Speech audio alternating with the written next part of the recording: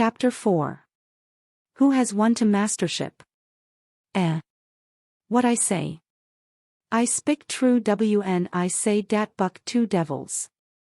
This was Francois's speech next morning when he discovered Spitz missing and Buck covered with wounds. He drew him to the fire and by its light pointed them out. Dat Spitz fight like hell, said Perrault, as he surveyed the gaping rips and cuts. And dat Buck fight like two hells, was Francois's answer. And now we make good time. No more Spitz, no more trouble, sure. While Perrault packed the camp outfit and loaded the sled, the dog driver proceeded to harness the dogs. Buck trotted up to the place Spitz would have occupied as leader, but Francois, not noticing him, brought Solex to the coveted position. In his judgment, Solex was the best lead dog left. Buck sprang upon Solex in a fury, driving him back and standing in his place. Francois cried, slapping his thighs gleefully. Look at dat Buck. Heem keel dat Spitz, heem t'ink to take de job.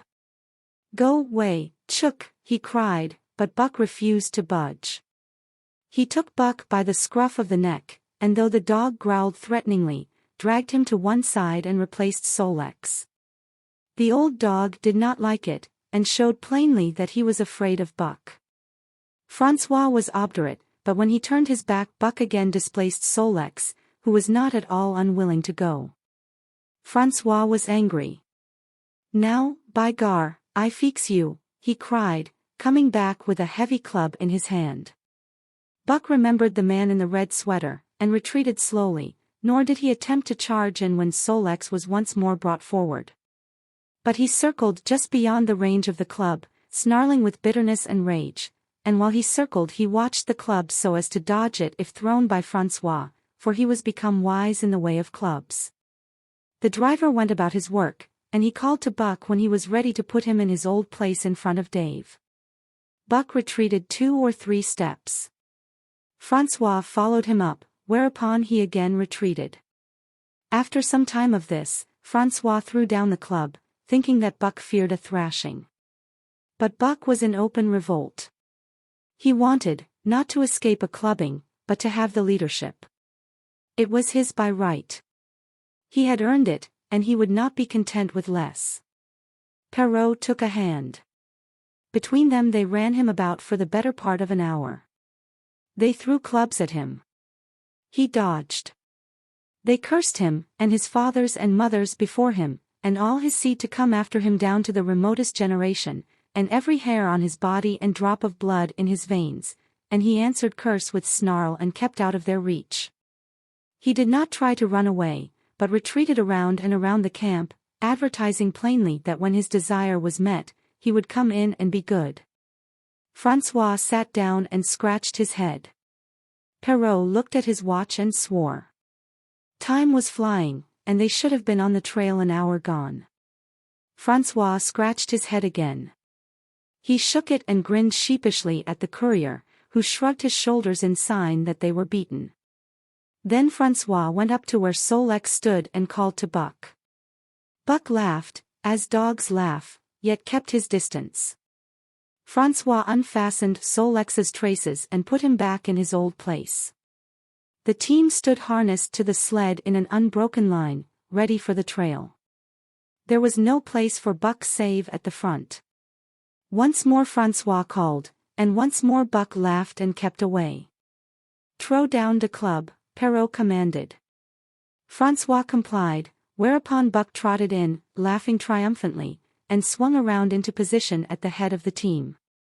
His traces were fastened, the sled broken out, and with both men running they dashed out on to the river trail. Highly as the dog driver had forevalued Buck, with his 2 devils, he found, while the day was yet young, that he had undervalued. At a bound Buck took up the duties of leadership, and where judgment was required, and quick thinking and quick acting, he showed himself the superior even of Spitz, of whom Francois had never seen an equal. But it was in giving the law and making his mates live up to it, that Buck excelled. Dave and Solex did not mind the change in leadership. It was none of their business. Their business was to toil, and toil mightily, in the traces. So long as that were not interfered with, they did not care what happened. Bill Lee, the good-natured, could lead for all they cared, so long as he kept order. The rest of the team, however, had grown unruly during the last days of Spitz, and their surprise was great now that Buck proceeded to lick them into shape.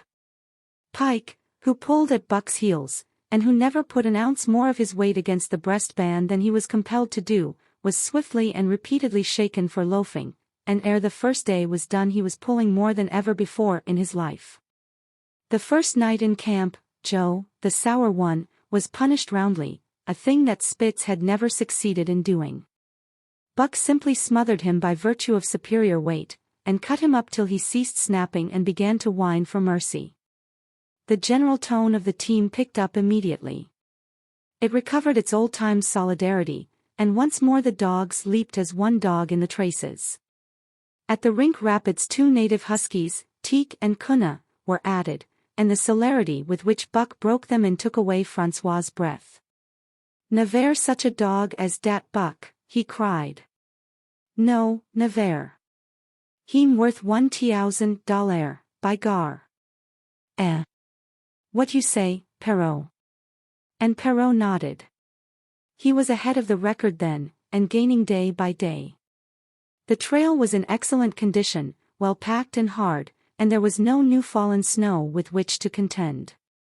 It was not too cold. The temperature dropped to 50 below zero and remained there the whole trip.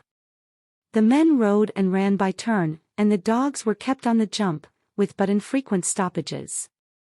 The 30-mile river was comparatively coated with ice, and they covered in one day going out what had taken them 10 days coming in.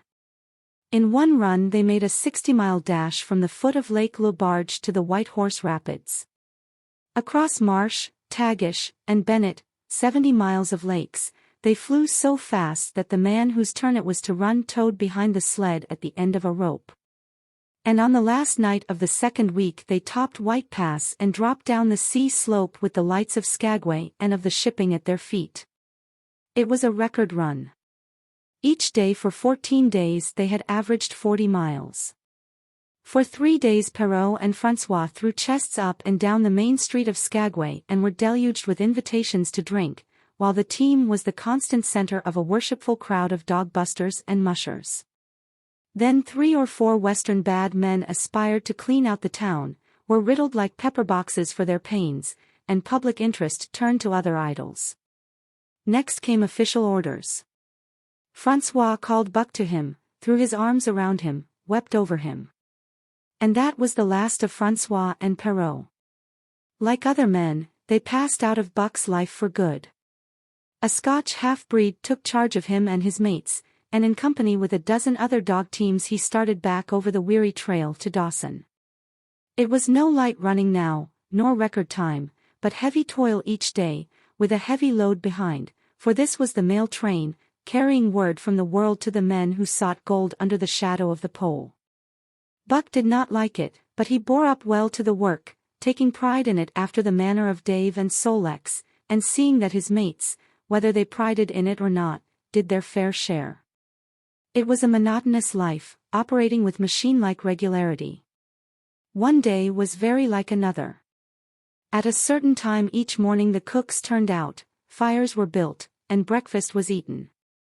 Then, while some broke camp, others harnessed the dogs, and they were under way an hour or so before the darkness fell which gave warning of dawn. At night, camp was made. Some pitched the flies, others cut firewood and pine boughs for the beds, and still others carried water or ice for the cooks. Also, the dogs were fed. To them, this was the one feature of the day, though it was good to loaf around, after the fish was eaten, for an hour or so with the other dogs, of which there were 50 and odd. There were fierce fighters among them, but 3 battles with the fiercest brought Buck to mastery, so that when he bristled and showed his teeth they got out of his way. Best of all, perhaps, he loved to lie near the fire, hind legs crouched under him, for legs stretched out in front, head raised, and eyes blinking dreamily at the flames. Sometimes he thought of Judge Miller's big house in the sun-kissed Santa Clara Valley, and of the cement swimming tank, and Isabel, the Mexican hairless, and Toots, the Japanese pug, but oftener he remembered the man in the red sweater, the death of Curly, the great fight with Spitz, and the good things he had eaten or would like to eat. He was not homesick. The Sunland was very dim and distant, and such memories had no power over him. Far more potent were the memories of his heredity that gave things he had never seen before a seeming familiarity, the instincts, which were but the memories of his ancestors become habits, which had lapsed in later days, and still later, in him, quickened and become alive again. Sometimes as he crouched there, blinking dreamily at the flames, it seemed that the flames were of another fire, and that as he crouched by this other fire he saw another and different man from the half-breed cook before him. This other man was shorter of leg and longer of arm, with muscles that were stringy and knotty rather than rounded and swelling. The hair of this man was long and matted, and his head slanted back under it from the eyes. He uttered strange sounds, and seemed very much afraid of the darkness, into which he peered continually, clutching in his hand, which hung midway between knee and foot, a stick with a heavy stone made fast to the end. He was all but naked, a ragged and fire-scorched skin hanging part way down his back, but on his body there was much hair. In some places, across the chest and shoulders and down the outside of the arms and thighs, it was matted into almost a thick fur. He did not stand erect, but with trunk inclined forward from the hips, on legs that bent at the knees. About his body there was a peculiar springiness, or resiliency, almost cat-like, and a quick alertness as of one who lived in perpetual fear of things seen and unseen. At other times this hairy man squatted by the fire with head between his legs and slept. On such occasions his elbows were on his knees, his hands clasped above his head as though to shed rain by the hairy arms. And beyond that fire, in the circling darkness, Buck could see many gleaming coals, 2 by 2, always 2 by 2, which he knew to be the eyes of great beasts of prey. And he could hear the crashing of their bodies through the undergrowth, and the noises they made in the night. And dreaming there by the Yukon bank, with lazy eyes blinking at the fire, these sounds and sights of another world would make the hair to rise along his back and stand on end across his shoulders and up his neck, till he whimpered low and suppressedly, or growled softly, and the half-breed cook shouted at him, "Hey, you Buck, wake up!" Whereupon the other world would vanish and the real world come into his eyes, and he would get up and yawn and stretch as though he had been asleep. It was a hard trip, with the mail behind them, and the heavy work wore them down. They were short of weight and in poor condition when they made Dawson, and should have had a 10 days or a week's rest at least. But in 2 days' time they dropped down the Yukon bank from the barracks, loaded with letters for the outside. The dogs were tired, the drivers grumbling, and to make matters worse, it snowed every day. This meant a soft trail, greater friction on the runners, and heavier pulling for the dogs, yet the drivers were fair through it all, and did their best for the animals. Each night the dogs were attended to first. They ate before the drivers ate, and no man sought his sleeping robe till he had seen to the feet of the dogs he drove. Still, their strength went down. Since the beginning of the winter they had traveled 1,800 miles, dragging sleds the whole weary distance, and 1,800 miles will tell upon life of the toughest. Buck stood it, keeping his mates up to their work and maintaining discipline, though he, too, was very tired. Bill Lee cried and whimpered regularly in his sleep each night. Joe was sourer than ever, and Sol-Leks was unapproachable, blind side or other side. But it was Dave who suffered most of all. Something had gone wrong with him. He became more morose and irritable, and when camp was pitched at once made his nest, where his driver fed him. Once out of the harness and down, he did not get on his feet again till harness-up time in the morning. Sometimes, in the traces, when jerked by a sudden stoppage of the sled, or by straining to start it, he would cry out with pain. The driver examined him, but could find nothing. All the drivers became interested in his case. They talked it over at mealtime, and over their last pipes before going to bed, and one night they held a consultation. He was brought from his nest to the fire and was pressed and prodded till he cried out many times. Something was wrong inside, but they could locate no broken bones, could not make it out. By the time Cassiar Bar was reached, he was so weak that he was falling repeatedly in the traces. The Scotch half-breed called a halt and took him out of the team, making the next dog, Solex, fast to the sled. His intention was to rest Dave, letting him run free behind the sled.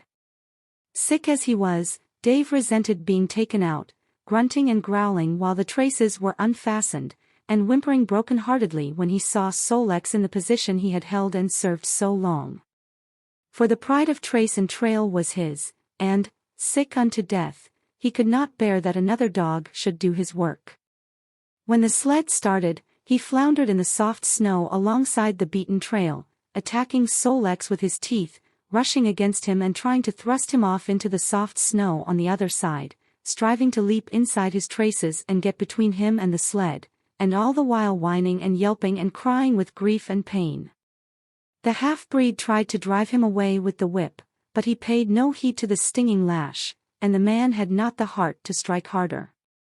Dave refused to run quietly on the trail behind the sled, where the going was easy, but continued to flounder alongside in the soft snow, where the going was most difficult, till exhausted. Then he fell, and lay where he fell, howling lugubriously as the long train of sleds churned by. With the last remnant of his strength he managed to stagger along behind till the train made another stop, when he floundered past the sleds to his own, where he stood alongside Solex. His driver lingered a moment to get a light for his pipe from the man behind. Then he returned and started his dogs. They swung out on the trail with remarkable lack of exertion, turned their heads uneasily, and stopped in surprise. The driver was surprised, too. The sled had not moved. He called his comrades to witness the sight. Dave had bitten through both of Solex's traces, and was standing directly in front of the sled in his proper place. He pleaded with his eyes to remain there. The driver was perplexed. His comrades talked of how a dog could break its heart through being denied the work that killed it, and recalled instances they had known, where dogs, too old for the toil, or injured, had died because they were cut out of the traces. Also, they held it a mercy, since Dave was to die anyway, that he should die in the traces, heart easy and content. So he was harnessed in again, and proudly he pulled as of old, though more than once he cried out involuntarily from the bite of his inward hurt. Several times he fell down and was dragged in the traces, and once the sled ran upon him so that he limped thereafter in one of his hind legs. But he held out till camp was reached, when his driver made a place for him by the fire. Morning found him too weak to travel. At harness-up time he tried to crawl to his driver. By convulsive efforts he got on his feet, staggered, and fell. Then he wormed his way forward slowly toward where the harnesses were being put on his mates. He would advance his forelegs and drag up his body with a sort of hitching movement, when he would advance his forelegs and hitch ahead again for a few more inches. His strength left him, and the last his mates saw of him he lay gasping in the snow and yearning toward them. But they could hear him mournfully howling till they passed out of sight behind a belt of river timber. Here the train was halted. The Scotch half-breed slowly retraced his steps to the camp they had left. The men ceased talking. A revolver shot rang out. The man came back hurriedly. The whip snapped, the bells tinkled merrily, the sleds churned along the trail, but Buck knew, and every dog knew, what had taken place behind the belt of river trees.